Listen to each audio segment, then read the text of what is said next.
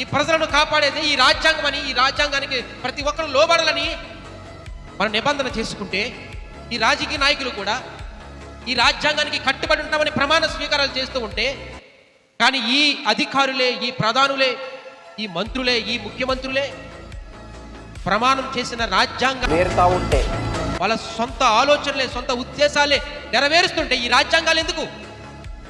ఇంకెవరు కాపాడతారండి సామాన్య ప్రజలను? ఎవరి దగ్గరికి వెళ్ళాలి? ప్రజలకు ఆరోగ్యం ఇవ్వాల్సిన ప్రభుత్వాలు, ప్రజలకు రోడ్లు వేయవలసిన ప్రభుత్వాలు మా చేత కాదన్నప్పుడు ప్రభుత్వాలు ఎందుకు? ఎవరిని ఉద్ధరించడానికి ప్రభుత్వాలు? ఎవరిని కాపాడడానికి?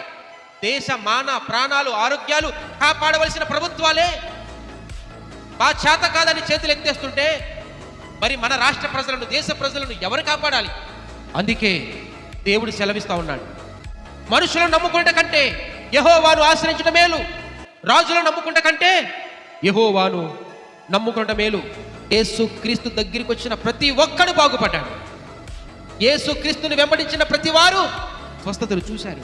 ప్రభు దగ్గరికి వచ్చిన వాళ్ళు ఎవరు కూడా చీకటితో వెళ్ళలేదు, బాధతో వెళ్ళలేదు, దిగులుతో వెళ్ళలేదు, గొప్ప సంతోషంతో తిరిగి వెళ్ళారు.